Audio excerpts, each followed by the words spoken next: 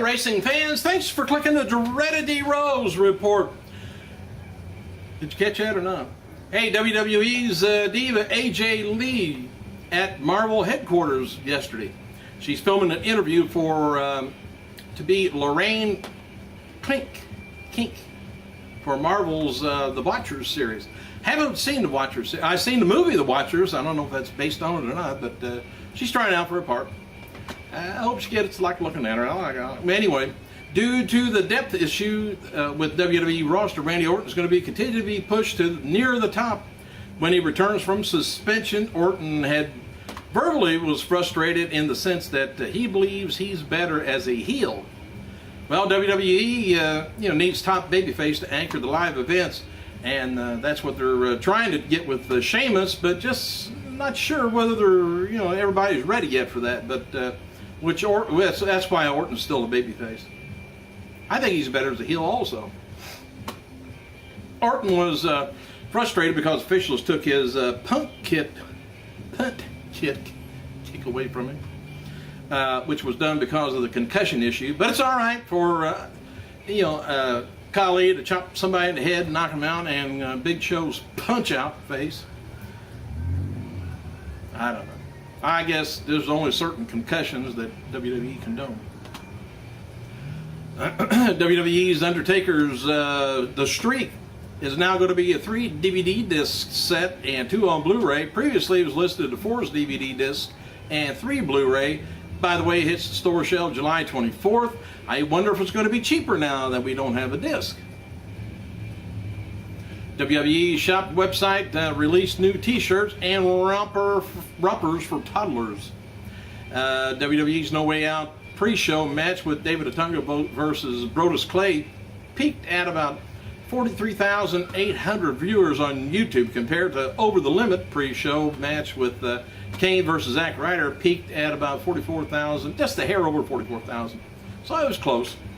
Not sure whether that's good or not. Don't have nothing to really base it on. If Linda McMahon is elected to the U.S. Senate, she could be the wealthiest member. And according to the Financial Disclosure Report, Vince and Linda together are worth between, now this is a far range of maybe they're worth. Anyway, it's saying between 90 million and 350 million. Wow, that's a long walk. Anyway, the couple recently took out a loan between 5 and 25 million from Morgan Stanley to build on their investment profiles. See, a lot of people use other people's money when you're in business rather than your own. Leave it alone. If I'm going to lose money, I'm going to lose Morgan Stanley's.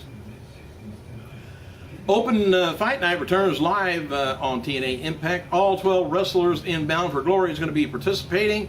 TNA is hyping the following for the show tonight. Miss Tess Bachert defends her title, knockout title against the opponent that Brooke Hogan's going to name. X-Division champion Austin Aries, his decision about Hogan's offer of a world title shot, and more of the mystery attack on Sting from last week. It was 3 guys, I think, attacked him. And the monthly gut check segment. Did you happen to recognize any of the guys that attacked Sting? I was just kind of wondering if you recognize that, because a lot of times you can check mannerisms and figure out somebody. TNA President Dixie Carter will also be on tonight's show to further the storyline of AJ Styles and herself. She wrote, "Tomorrow night, everyone will know my involvement with AJ, even though, unfortunately, people will be hurt. I don't give a crap about her and AJ Styles. I would rather see her and AJ Lee." That's just my opinion.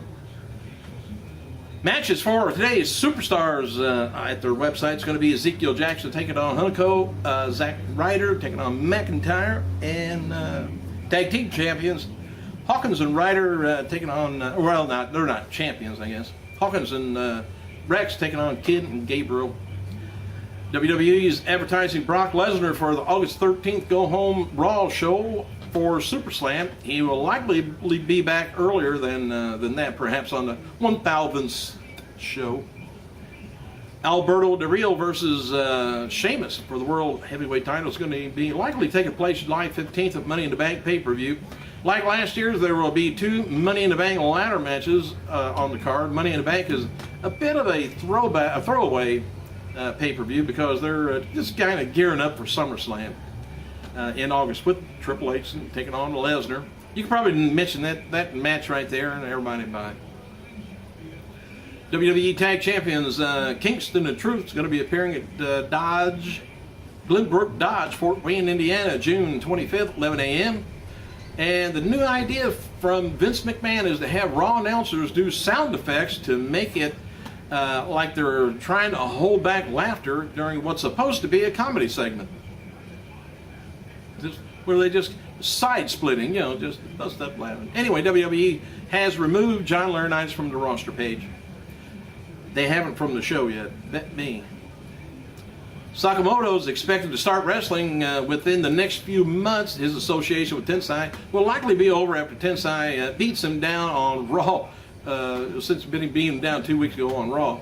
The beatdown was done as a part of Tensai being repackaged. Sakamoto was originally trained by former star Takamitsu Nushi at his Kanali Dojo school in Japan.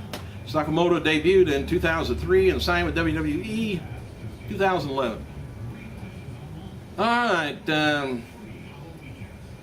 what else have we got here? Oh, regarding Alberto Del Rio being pulled from No Way Out due to concussion, but wrestling Santino Marella the next night on Raw, it's explained by a source that WWE just was very strict on the issue of concussions.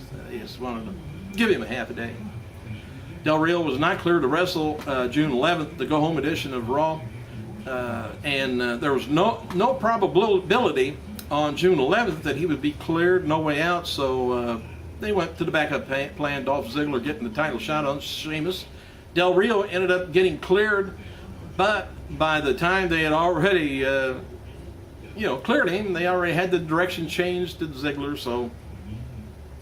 Ryback's opponents next week on SmackDown are Jared Walker and Frankie Valencia, known as Bleeze and Brian Hardy on the Maryland independent wrestling scene. And beginning with Vader, WWE is set to bring back some former Raw main eventers to wrestle a match each week leading up to the 1000th show in July. They have reportedly dropped the idea already. While Piper and Foley appeared on Raw this week, neither of them wrestled though. There's certain ones you really don't want to see wrestle again. And responding to a fan that she would get a WWE contract, former diva Lauren C. Mayhew told them to start a tweet campaign to get her back. Remember Lauren? Mayhew continues to be active in the music and TV career. A new show on Showtime, Dexter, that she's filming, I guess this week. She began the ring announcing for WWE in 2009, shortly after Lillian left, and her short-term contract expired in 2009 and was not renewed as the two sides couldn't agree on a new deal. And as noted before, Chris Sabin tore his left ACL last week on Impact, and the injury came during an X Division match with Austin Aries, dropped him over the rope, and he was to fallen blocked by Ion, but he landed badly, and Sabin likely is going to undergo surgery and put him out of action for about 6 to 9 months. Sabin just returned in March from after being out for 11 months due to reconstructive surgery on his knee. Boy. All right, basic estimates. TNA's Slammiversary pay-per-view kind of looks like they've done between 14,000 to 15,000 buys. This is up from the usual 7,000 to 10,000 buys on an average TNA pay-per-view draw. This is way up from Slammiversary event, which was estimated at 7,500. TNA's live event, June 16th, Houston, Texas, drew 650 fans. That's nothing. I don't think TNA's doing anything wrong. I don't know. And WWE's shop website has released new T-shirts. Well, I done told you about that. WWE's No Way Out pre-show. Well, I done told you that. Here, I'm getting ready to read everything in. I must have hit the wrong. Anyway, Big Papa Pump. Scott Steiner's latest addition to WWE's alumni column. They got his profile on there. WWE writes that Scott Steiner is the only, is not only an accomplished tag team competitor, but he's the most physically impressive and imposing superstars of all time. and they go on. Daniel Bryan's featured superstar on .com, and Hall of Famer Tammy Lynn Cinch plans to relocate from New York to her boyfriend's residence in Connecticut, and indicated on Facebook she would be interested in working at the sports entertainment organization in Stanford-based television production studio. She wrote Thursday, just had a thought. I'll be living in Connecticut soon. I think I'll make a call and work in the studio. I don't think you can call and tell them where you want to go and work at. I think they decide yes or no. And a fan pleaded for one final WWE run reason that she's hotter than Vicky Guerrero. The remark often Cinch, well, kind of offended Cinch, I guess, who wrote back, than Vicky, all of you people have compared me to her. You don't want to do that. Tonight's live Raw, tonight's live Impact is going to be kicking off with Austin Aries' decision on whether to relinquish the X Division Championship for a title shot at the World Championship against Bobby Roode at Destination X. He will be given his answer to Impact General Manager Hulk Hogan. And Devon defends his TNA television title against Robbie E on next week's episode of Explosion on Challenge. Sarita, she's going to be competing as Dark Angel for Lucha Libre organization down in Mexico, and at a press conference Wednesday promoting an upcoming 10-woman steel cage match. She's going to be competing in where the loser must shave her head or become unmasked. So there. Or take their makeup off. One or the other. Thanks for clicking, you guys. I gotta go.